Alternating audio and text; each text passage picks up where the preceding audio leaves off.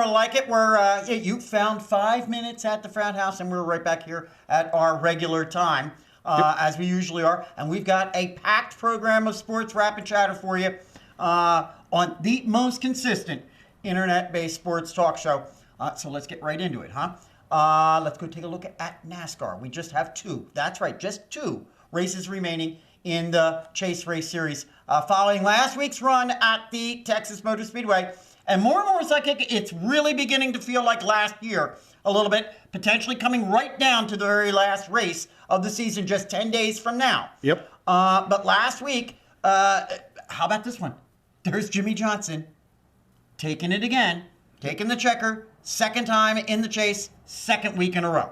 But who was on his heels? I was just going to say. Brad Keselowski. And who came in second?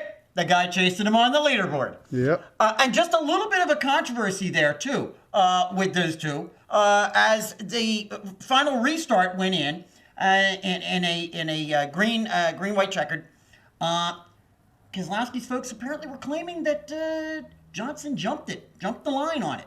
But apparently, no, NASCAR came back on Monday and said, it was all legit. So ultimately, in the end, Johnson did get the win on that one.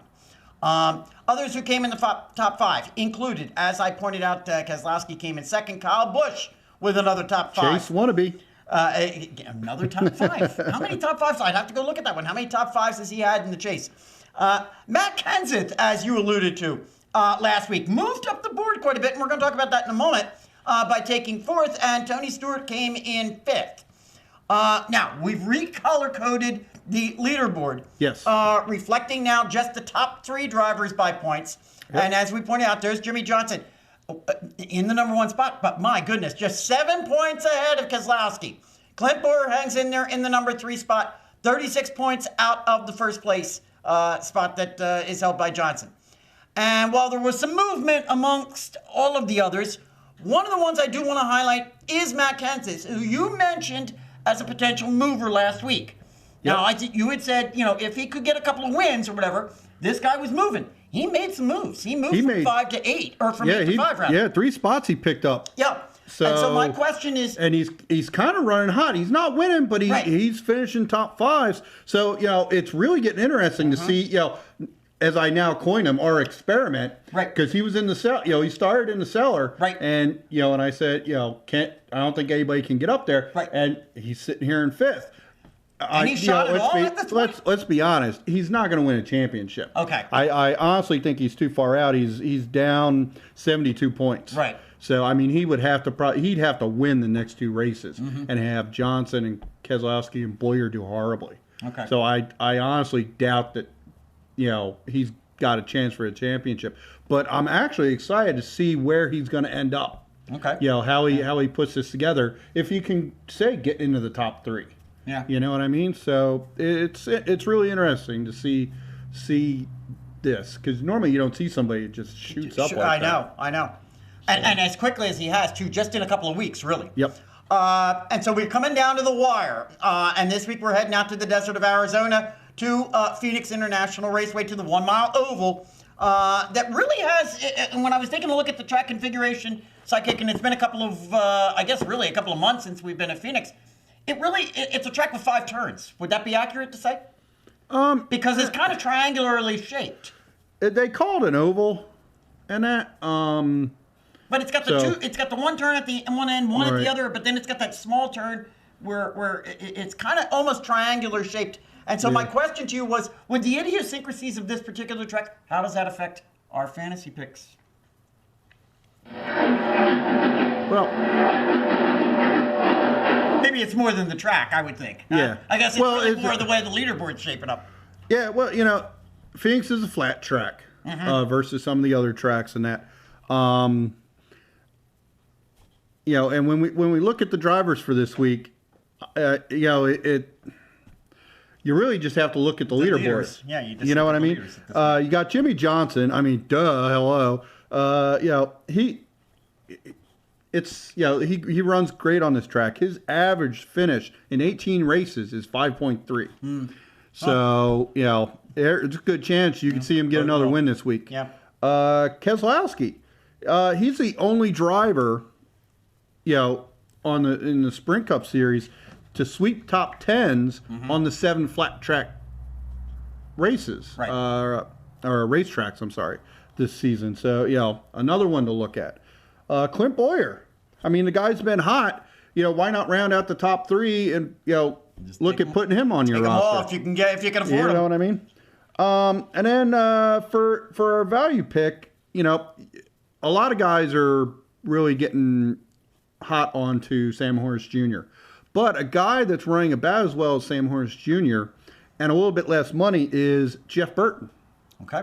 So that's who to look at this week. And so if we go with all of those, well, we'd all have the same team. But there's our 3 top drivers right now going into one of the final 2 races in NASCAR. Hey, before we get off of motorsports, let's go take a look at where things stand with drag racing over in NHRA, as they are now heading into their final race in the countdown to the championship, and that is out at Pomona, California.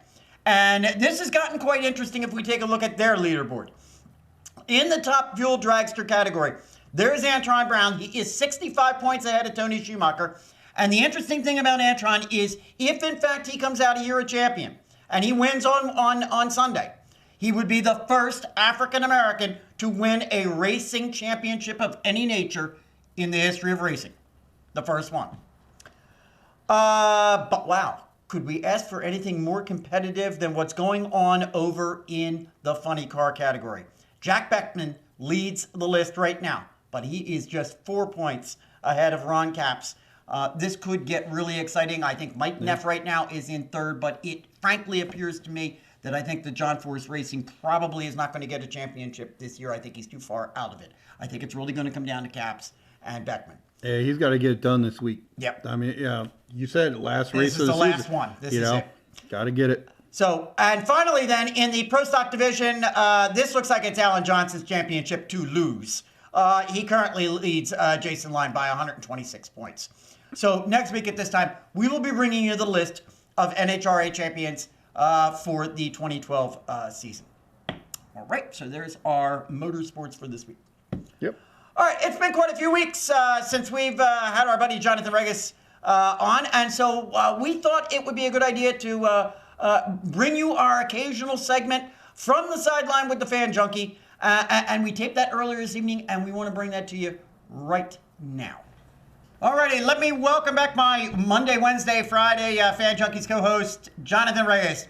Jonathan, thanks for being with us tonight, and how's everything going tonight? You all right? Yeah, everything's going good, guys. Thanks for having me back on. Well, you got it. Hey, let's take a look at the NFL, Jonathan. Last week was the exact midpoint of the season. Yeah. Now, run it down for me the way that you see it. To you, what are some of the biggest surprises in the NFL? And then throw in, what are some of the biggest disappointments you're seeing across the league?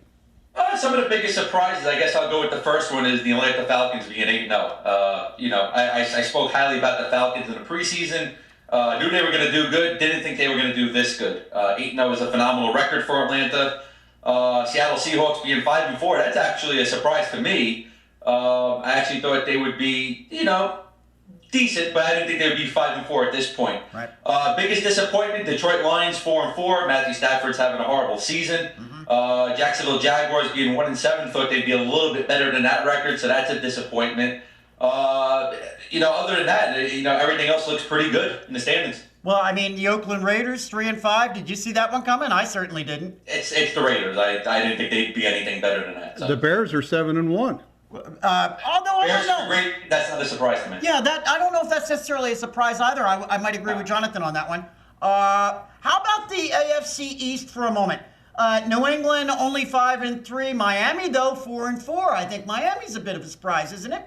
Yeah, it's a toss-up. To me, the AFC East is this year a very mediocre division. So mediocre. Could we say frauds? Oh, take a drink. Drink. Why not? All 4? Let's go for it. There you go. But I would agree with you about the Seattle Seahawks. I frankly didn't think that they were going to be right where they are. I mean, they're only a game behind the 49ers. I didn't expect the Saints to have quite as bad a year as they are having. I mean, I understand all of the offseason stuff that went on with them, But I really didn't think that they were going to come out and be 3-5 at this particular moment. Yeah, I wouldn't say it's so much of a disappointment, more that it's something that could be expected because they're, everybody in the team is another year older, especially after the whole Bounty Gate thing that really just depleted their, their passion and their spirit in the offseason. So, I'm not shocked. Yeah. So, John, no secret you're our Jets analyst and biggest Jets fan. Yes, so sir.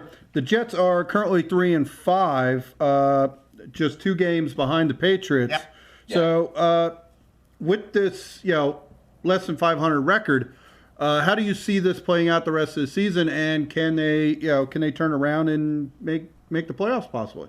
No, I don't see it. I just don't like what they have this year. I like some of the moves they did in the offseason, but unfortunately, I think the coaching staff really lost this team once they brought Tebow in. Just the whole media circus surrounding it. And, we spoke about that on the Frat House, about the whole media circus thing. To me, it's the media doing it. It has nothing to do with the team or the fans. Unfortunately, it caught up to them and, everything else that's been going on with the team. I just don't see them turning it around. I think they're going to, possibly even finish last in the AFC East. Well, you used an interesting phrase there, though, Jonathan. You said, I think you just said, I think the line you used was, that the team lost the coaching staff or something similar to that. Yeah, the coaching staff lost the team early on in the season. Well, that doesn't seem to bode well for the coaching staff. I mean, are you suggesting perhaps maybe this team needs a coaching change for next season? Absolutely. I like Rex Ryan. I think he's a very good coach. Unfortunately, he's just a one-dimensional coach, which is always going to make him a better defensive coordinator than a head coach. If the Jets are going to have to do something and they want to win once again in the NFL, they're going to have to get the right coach in, and that's going to start with Rex Ryan going out, and even General Manager Mike Tannenbaum leaving. You're one of my buddies, and I brought him up on the radio show a couple of times. One of my buddies and an alumnus of the Jets, and I posted up his comments the other day, was back at it again, and that was Joe Namath, making the comments that, in fact, he feels that the administration and the management of the Jets team is more interested in getting headlines than in getting wins. Now, you're saying something rather similar, so it seems to me that perhaps maybe you're agreeing with Broadway Joe. I, for one, find the guy to be completely annoying. Well, you know what? Most Jets fans do. Namath has been saying negative things about the Jets for years and years and years now, and to me, it's I think he's angling for a job with the organization. Yeah. I won't say that they necessarily went ahead and did these moves for headlines, but they did definitely go a different way than they had been going with the first 2 seasons of Sanchez. The team was tight. It was well-rounded. Yeah. It was able to do things. Yep. Now they just went a totally one-dimension way, and that's really is what's ruining the Jets. It's not on the shoulders of Mark Sanchez. I'm sorry. I think he's not a great quarterback, but he's an average quarterback, and you saw what he did in his freshman and his sophomore seasons, and he did it well. That's because the team was well-rounded. He had a running game, and he had a good offensive line. Yeah. Without those two, I don't care what quarterback you are in the NFL, you're not going to do anything. Yeah. All right, so prognosis from a Jets fan there is it doesn't look very good for them for this season.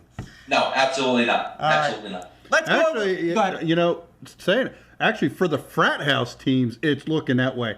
The Eagles are having their issues. Yeah. The Rams are having their issues. I mean, most of our teams are, having issues. Yeah. Yeah. Oh, absolutely. Like I said, the AFC East right now is just a real mediocre place, and that's even going for the Patriots because the Patriots aren't the Patriots of old. There's a lot of problems going there with age, injuries, and other things. Same thing with the Eagles. It's to me, it's when it comes down to the Eagles and the Jets, I think coaching changes are going to be what drives these organizations back to winning records. Well, and our technical director was just here flashing his Patriots T-shirt, almost dismissing you. But I kind of agree with you. This does not look like a Patriots team that we've been used to seeing over the past couple of seasons. You and I have talked about that on Fan Junkies Radio. So I somewhat agree with you. Absolutely. The Patriots are going to make the playoffs. They're going to take the AFC East, but they're not going to be as dominant as they were in the playoffs in years past. I might agree. Hey, let's go over and take a look at the NHL for a couple of minutes, Jonathan. Recently now it appears that there is a real concerted effort between the two sides, the NHL and the NHLPA. Apparently they've been meeting since I think somewhere near the end of last week, secretly, and from what we're hearing, for long periods of time per day. I mean, sometimes there was one report that they met for 13 hours in one day. Yes. Now, the reports are indicating pretty positive things. Yes. Now, you and I got into it a little bit yesterday on Fan Junkies Radio. Your sentiment is, and I'd like you to just explain this to our Frat House, 5 Minutes at Frat House audience. Absolutely. You indicated that you felt that even if, in fact, the NHL were able to come to an agreement that a new CBA were to be put into effect, say in the next couple of weeks, Yes. that you would prefer the entire season to be scrapped and just wait until September next year. Absolutely, absolutely. I love hockey. It's still my bread and butter of what I do in sports media. Guys like me were hurting financially because of the lockout, but I'm still going to go the way of saying I think they need to scrap the rest of the season. They already canceled the Winter Classic, which is now the NHL's bread and butter, not only financially, but to bring in new fans to the game. Mm-hmm. Now that's gone. Don't care if they have a season this year, they're not going to get that back. That's done with. They met for another 5 hours today. They're starting to do things now that they should have been doing 2 and 3 months ago. I agree. Before the season even started. Yes. It's no different what they're doing now than what they should have been doing 3 months ago. Gary Beckman and the owners, Donald Fair and the Players Association, it's all about money. That's all it is. They're spitting in the face of fans. To me, the fans are scarred right now. This is the third work stoppage in 18 years under Gary Beckman. It's not going to get any better. No matter, even if they try to get a season in, it's going to be because of financial reasons only, and there's still going to be problems. To me, if they do this shortened season, there's going to be another lockout within the next 8 to 9 years. Okay, but wait a minute. Why would the fans feel better about it if you scrap the entire season and just wait until September? It seems to me that if you could get, say, a 5-month season out of there, that's at least a little bit of a bonus for those fans out there. I think that if you scrap the entire season, more fans are going to still be disenfranchised than if you came back with at least a 5-month season. A good chunk of the fan base is done with hockey right now. Completely done with it. I'm done. Been through 3 lockouts. Screw you. I'm out. You're out, right? See, I'm out. There's a lot of people out. So, in my opinion, you need to scrap this season because you're going to need to give these fans time to heal from once again having the NHL spit in their faces. Yeah. You're going to have to give them that time to not even think about hockey, to not read about hockey, to give them a chance to miss hockey in order to want it to come back and to watch it again. I think the better healing process would be to put the games on. That's a better healing process. That's just my personal opinion. No, once players start getting injured, once good teams that are supposed to compete aren't even being able to compete because of the shortened season, there's going to be a lot of intervals, in a whole NHL about this. That's when you're going to see an even bigger outlash from the fan base. Right. I honestly believe by canceling the season, it's better for the NHL, it's better for the players, most of all, it's going to be better for the fan base. Yeah. See, let's be honest, there's 2 things here. First of all, by having a shortened season this year, it's not helping the fans. It's only helping the pocketbooks of the owners and the players. Absolutely. And they're not in these meetings, okay? They're not negotiating. Let's get this straight. They're conspiring with what they're doing right now. They're not negotiating for no contract. They're conspiring to figure out how they're going to continue to screw the fans. Absolutely. Absolutely. But that's what I'm saying.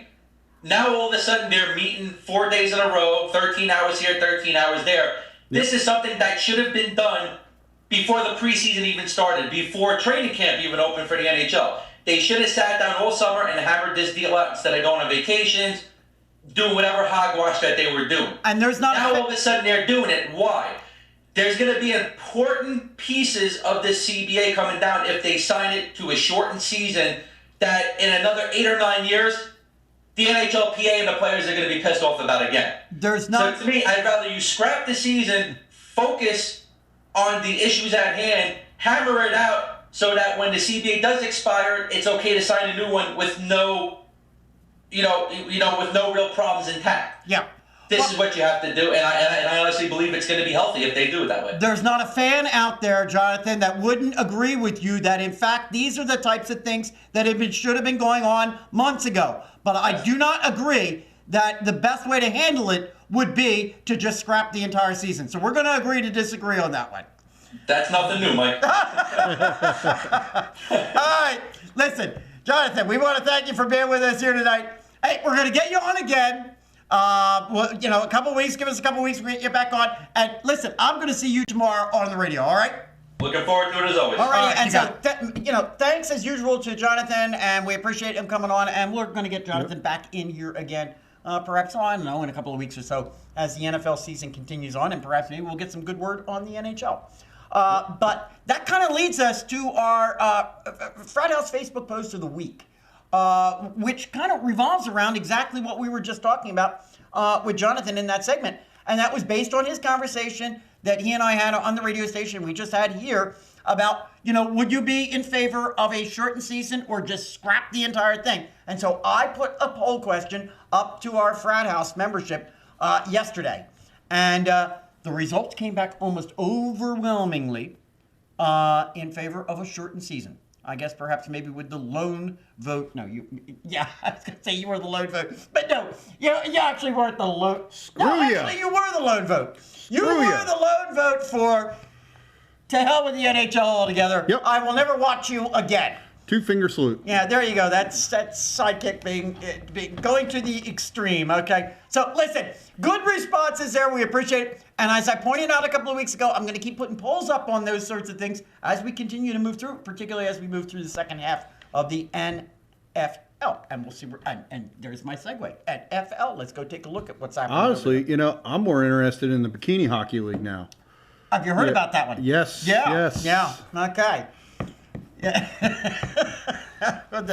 I demand satisfaction. Well, you might get it there. Who knows?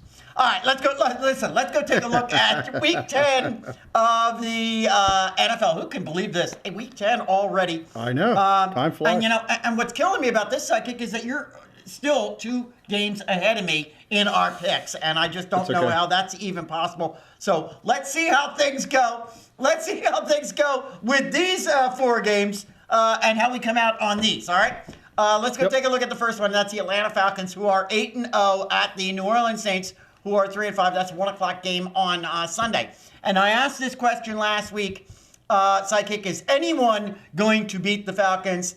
And, well, as we know at this particular moment, well, it wasn't the Dallas Cowboys. As the Falcons beat the boys last week 19-13. Albeit, I'm going to say right now, it wasn't a cakewalk for the Falcons. No, it wasn't. Matty Ice, who's now the 3rd ranked, he's now moved himself up to the 3rd ranked quarterback in the league. He didn't have a single TD. Nonetheless, though, he amassed 102.8 QB rating.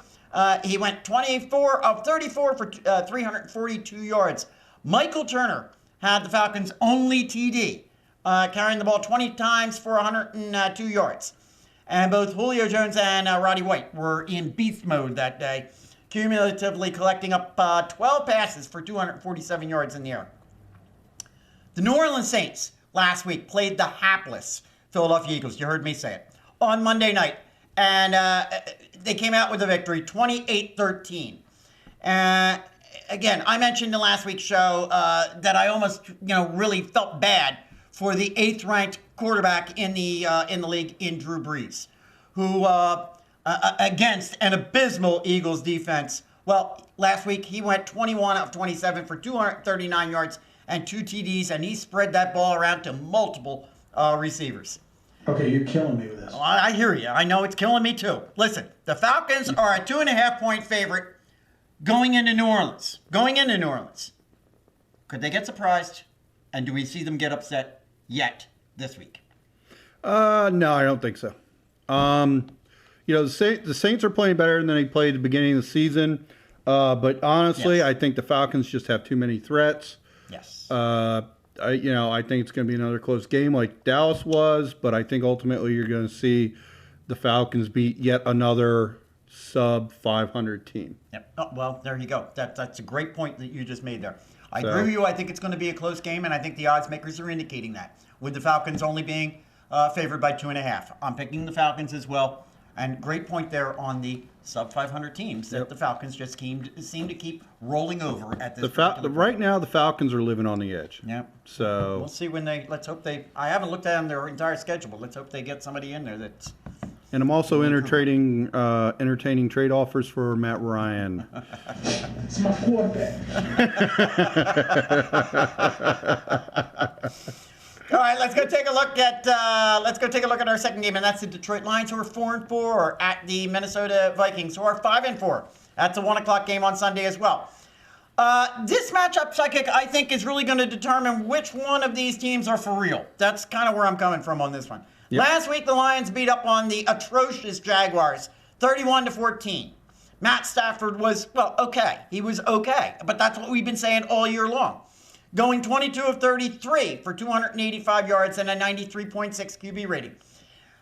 He was good enough to get running back Michael LaSure in the red zone for 3 TDs. There were no passing TDs. Everything came from Michael LaSure. The Vikings. Well, it could have been. Yeah, from Matt Stafford, it probably is. Listen, the Vikings' early season fast start, well, that has evaporated over the past few weeks, including last week when they went down to the Seahawks 30-20. What the hell has happened to Christian Ponder so far? I mean, he started out hot, and then last week, 11 of 22. Are you ready for these numbers? 11 of 22 for 63 yards and 1 interception, QB rating of 37.3. Adrian Peterson can only do so much, but he managed to do that last week. 17 rushes for 182 yards and 2 DDs. But I'm going to tell you something. You can't build a team around a running back, even if it is Adrian Peterson. The Vikings are a 2.5-point dog at home. Sidekick, where do you see this going?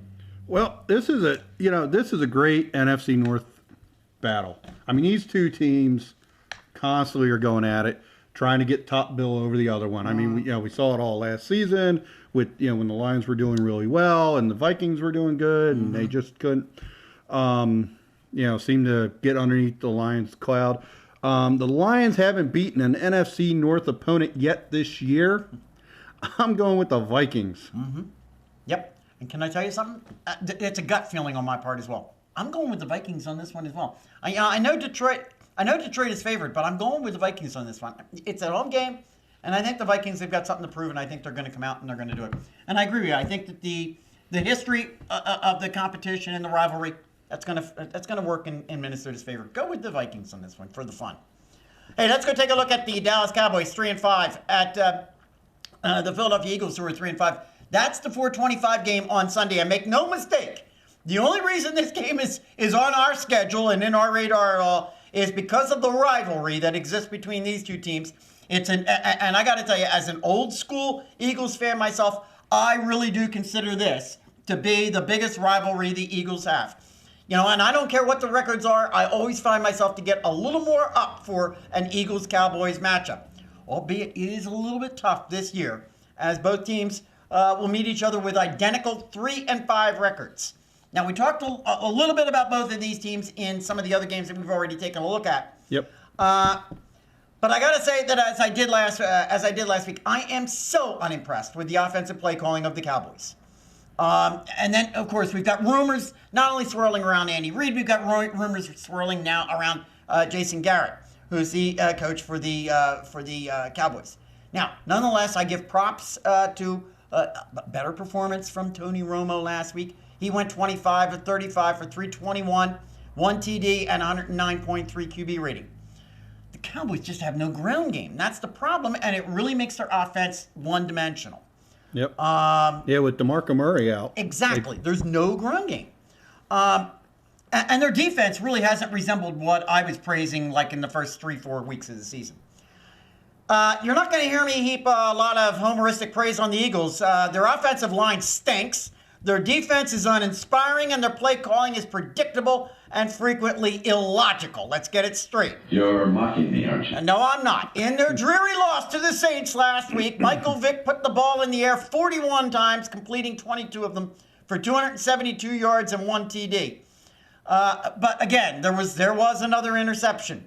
The Eagles did try the ground game. They had LaShawn McCoy carrying the ball 19 times for 119 yards. The Eagles are a 1.5-point favorite coming into Lincoln Financial Field. Can you believe this? Which team comes out of here with their 6th loss, Sidekick?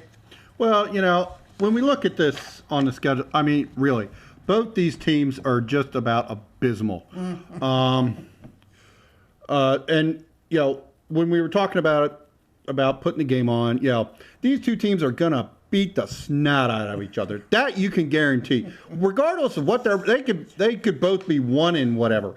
These two teams are going to come in town and they're going to beat the snot out of each other. But I'm going to go with Dallas on this one. Mm-hmm. I just don't think they've got the moxie. And because of this rivalry, this is my bomb diggity bomb pick of the week. The Eagles historically have played the Dallas Cowboys, particularly under Andy Reid, well at home. All right? You can count on the Eagles splitting at least one of these games that they're going to have. And we will play the Dallas Cowboys one more time, I think, within the next 3 to 4 weeks. You can count on it. And this would be the game to do it. I frankly think that, as you point out, I mean, this is talking moxie and talking just getting up and beating the snot out of each other. Yep. This is going to be the game that the Eagles are going to win. They will win. They will beat the Dallas Cowboys. Cheers. Let's go over and take a look at the Houston Texans, 7-1. Yep. This is going to be a great game. Houston Texans, 7-1 at the Chicago Bears, who are 7-1 as well. 8:30 on Sunday night. That's the Sunday night game. And this could very well be the best game of the entire weekend. At least it looks that way on paper. The Texans last week easily handled the Buffalo Bills. 21-9 on the way to Matt Schaub's 268-yard, 2 TD performance. Arian Foster, 111 yards on the ground and a TD. Andre Johnson's 8 receptions and 118 yards. The Bears, on the other hand, oh my goodness, they destroyed the Tennessee Titans 51-20. Where did this Jay Cutler come from, huh? 19-26 for 229 yards, 3 TDs, and a 138.1 QB rating. Good air to ground balance in this particular game. 160 yards on the ground. 103 of them came from Matt Forte, and 1 TD, 229 yards in the air, with the highlight reel being all Brandon Marshall with 122 yards and 3 TDs. This is a tough call to make, but the odds makers are looking at it that way as well, Sidekick. The Bears are a 1-point favorite, only a 1-point favorite at home. This game you can bet is taking center stage at the Frat House that night. So where do you see this one going? Well, I honestly, this matchup I think could be a contender for matchup of the year. Mm-hmm. And we alluded to it earlier when we were talking to John. I personally think that Chicago's a little bit of a sleeper here. Mm-hmm. We thought they would do well, but 7-1, that's pretty impressive, in my book. I'm going with the Bears. They're 3-0 outside their conference. Houston is 0-1 outside their conference. I like the Bears. I like the Bears defense. I'm playing the Houston defense in my fantasy league this week, but I like the Bears defense a lot in reality. And I'm going to tell you right now, I'm taking the Bears on this one as well. Okay, those are our 4 games of interest from the Frat House for this week. Alrighty, let's run through it real quick here. Hey, Fan Junkies, we just had Jonathan on. Yep. We were talking a little bit about fanjunkies.net. You got to get over there and you got to sign up. And then you got to tune into our radio show. We talked a lot about it tonight in his conversations, and it's getting a lot of listens. Fan Junkies Radio over on Blog Talk Radio. That'll be on tomorrow. We'll be on tomorrow. And as you heard from Jonathan, I don't know what he's got up his sleeve, but going to be a great show, he says. So, also, FratHouseSports.net. All right? We're putting up new content. I'm still in the process of doing that. I do it all the time. So get over and check that out as well. Yep. And Frat House Sports is sponsoring some fighters. There you go. That's right. Yes. You know something? I want to come back to that next week, and you got to talk a little bit about that. All right. So remind me on that one. And then, last but not least, the Sport Goonies. That's at Facebook group page. Go over there, check them out. Jason and his buddies over there, and Jason's been contributing to our Frat House Sports website, so we appreciate that. All right. There it is for the second week in November already. Yep. All right, there you have it. One more thing you got to do for us. You know what it is. You got to keep us real. You got to keep us live. You got to keep us going. We're going to see you next week. See you next week.